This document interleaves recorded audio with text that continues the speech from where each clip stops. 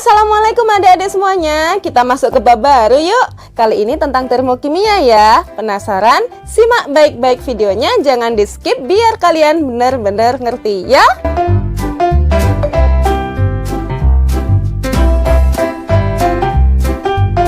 Adik-adik semuanya, ketika nih kalian ikut camping, habis itu kalian menyalakan api unggun, apa yang kalian rasakan? Lama-kelamaan kalian akan merasakan hangat bukan? Tidak hanya itu, udara di sekitar kalian juga ikutan panas nggak sih? Jadi kenapa ya? Jadi adik-adik, pada saat kayu dibakar, ada energi yang dilepaskan oleh kayu bakar ke badan kalian dan juga ke lingkungan sekitar kalian. Perpindahan energi ini disebabkan karena adanya perbedaan suhu antara kayu yang dibakar dengan lingkungan. Kayunya kan panas karena dibakar, sedangkan lingkungannya kan dingin, jadi suhunya beda kan? Nah adik-adik, karena adanya perbedaan suhu ini membuat energi mengalir dari kayu yang dibakar ke lingkungan, sehingga energi lingkungan di sekitar kayu juga ikutan naik. Nah, kalau sudah sampai sini, sekarang aku tanya, jadi yang dimaksud energi yang disebutkan dari tadi itu energi apa sih? Jadi adik-adik, energi yang dimaksud adalah energi kalor, atau biasanya disebut dengan energi panas. Sedangkan ilmu yang mempelajari tentang panas itu di dalam kimia disebut dengan ilmu termokimia. Sehingga dengan arti kata lain, yang dimaksud dengan termokimia adalah ilmu yang mempelajari banyaknya panas yang dilepas atau diserap akibat adanya reaksi kimia. Nah adik-adik, termokimia merupakan salah satu cabang dari ilmu termodinamika.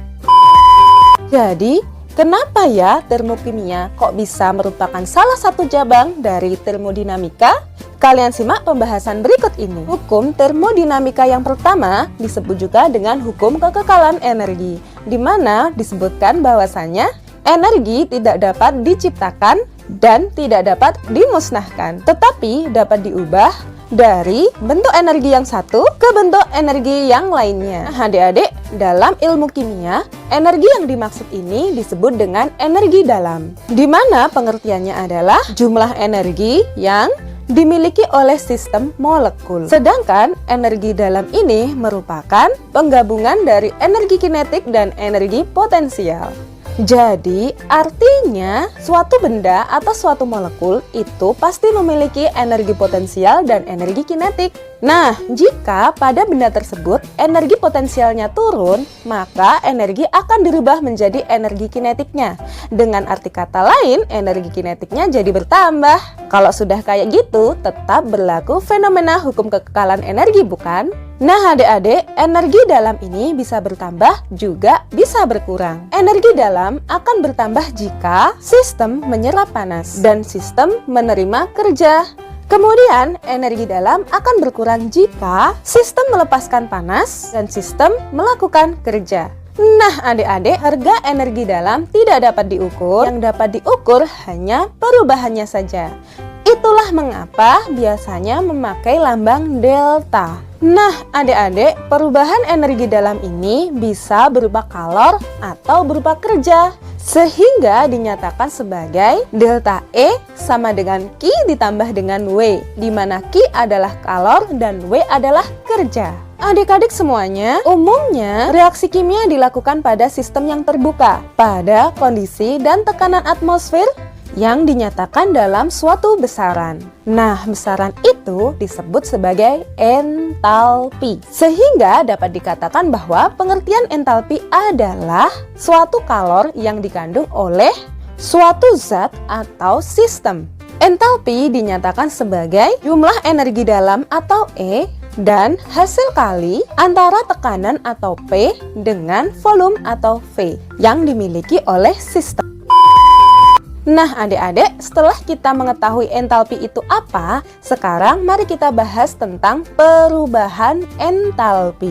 Pengertian dari perubahan entalpi adalah perubahan kalor yang terjadi pada reaksi kimia. Nah adik-adik, pada keadaan tekanan konstan, perubahan entalpi sama dengan jumlah kalor reaksi yang diserap atau dilepaskan oleh sistem.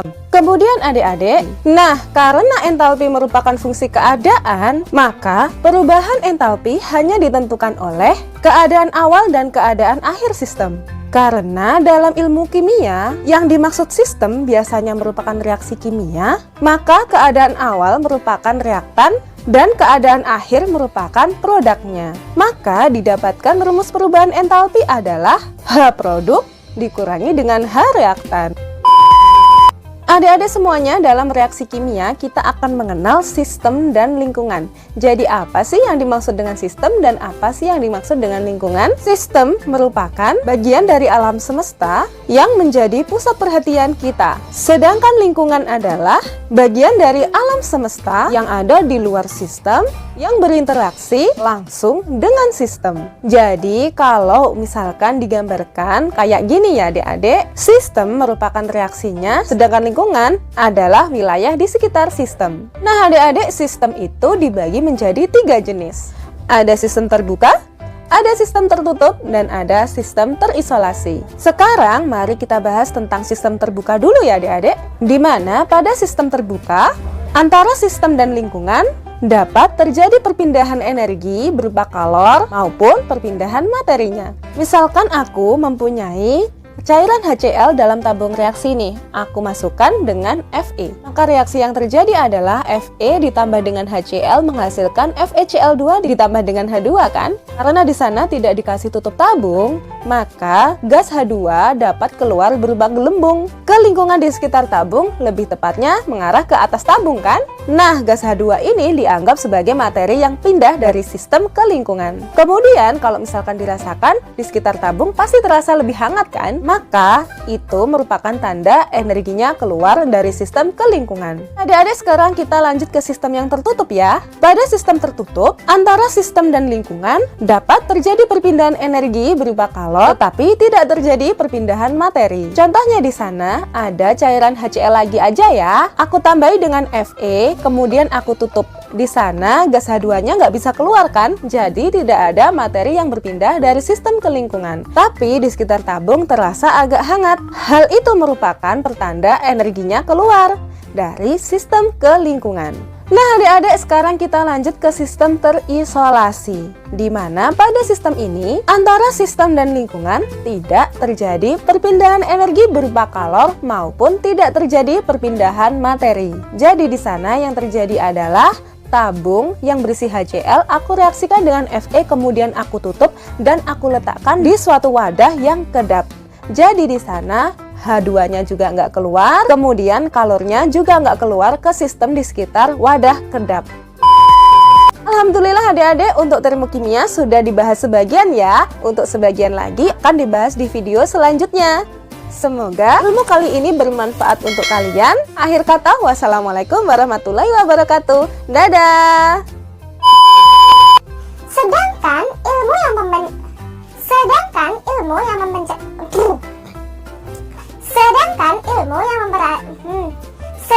ilmu yang membajak piye to yo kok ngomong kadang kecekap